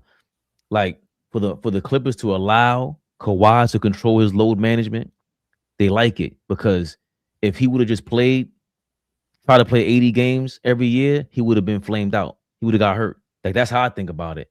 And then you don't get to put his face on the side of the stadium and on those tickets and on the website until now. You might have another 2-3 years of Kawhi on that, unless you know that those scam that they had going on falls through.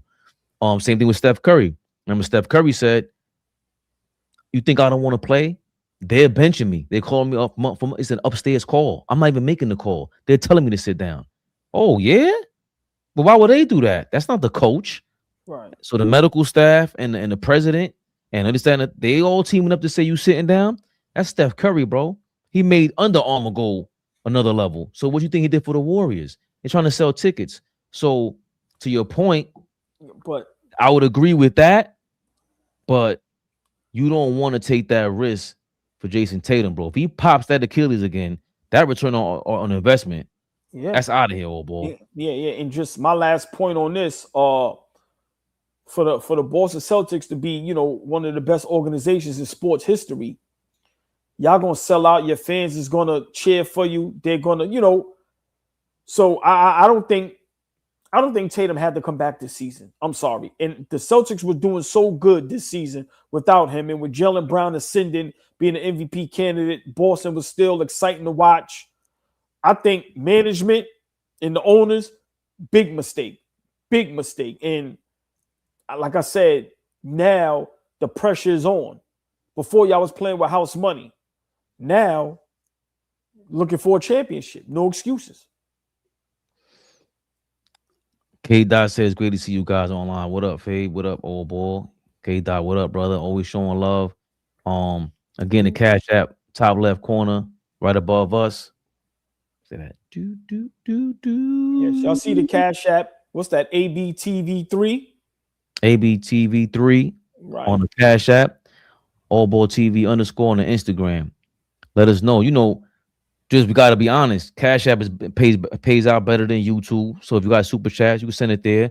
We'll even I gotta get the other joint so I could read them out loud. Because sometimes they send messages on there, and I could post them on there. So a lot of you guys, I figured out when I said yesterday when we try to accept it, it was linked to the old Cash App. So now I got everything on this with the ABTV3.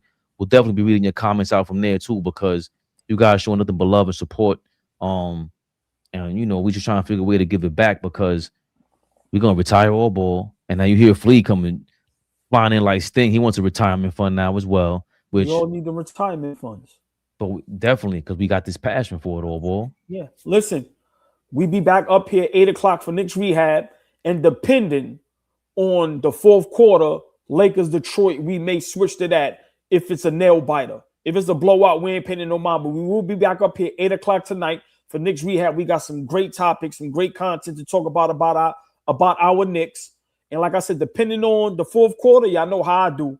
We'll stay on and call Lakers Detroit, depending on the score in the fourth quarter. But please support all platforms. Cash App, ABTV3, the new Instagram page. Please, we need y'all to follow that page.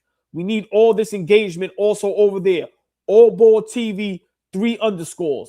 And Fabian, if you could just put back up that link for the interview with me on the channel. Did you do the collab yet? Yeah, we collab. So you're gonna see it here. Oh, so it's collabed on our channel. Yep. So you're gonna see it on our channel. So you can watch the So video, run the lights up, subscriptions up for Voice of the Valley, show them how we do. Same thing. I'm gonna fight these guys, man. I'm gonna see if I could jump on at 7, start watching that Detroit game, because that's must-see TV to me. We got Detroit maybe losing the game while the Knicks got the best defense in the league and the Celtics are starting to drop. I'm gonna be tuned in. So Real quick, Fabian, I'm on an all ball page. I don't see the Voice of the Valley interview. I don't know how it works, but when you click on it, you see that it's a collab. Oh, Like you gotta click on theirs. Yeah, so no. When you click on Lash, I'm gonna send you the video, right? And when you click on it, you'll see it says, it has both channels on there. Because remember, for those of you guys that don't know, anybody who created the video, when you collab with somebody, you're the owner of the video, so you get all the monetary results that come from that. So it's on there. Voice of the Valley collaboration with AllBall TV. AllBall was on there. All right, I see it. Yeah, it's the double, right? Dropping some gems on there, and of course, we shall be back. AllBall's planning for 8. I'm planning for 7. See if I can watch that game from the beginning. Putting pressure on him. Putting pressure on Flea. K-Dot, of course. He said, I saw it, left the comment. I saw it as a collab. Thanks, K-Dot, for the confirmation. Trying to doubt me. You heard him, K-Dot? How dare he? How dare he? Y'all, yeah, run those numbers up. But not only that, it's a great interview. It's a great interview. Y'all gonna love it. It was super dope. Yeah, man. Voice of the Valley, your man AllBall TV up there representing for the family, man. Yeah. So please run those numbers up on that. Show some love. Get in the comment section. Curse me out. Show love. Do whatever it is you got to do. But yeah, man, get them comment sections and run those numbers up on that. The collab is on. And the youngest in charge, thank you, man. He said, I'm a cash app, y'all. Definitely. We shall be back very soon. See y'all in a couple hours. Patience, man. AllBall TV. They scared, but I'm not. They don't like comentario. Y suscribe.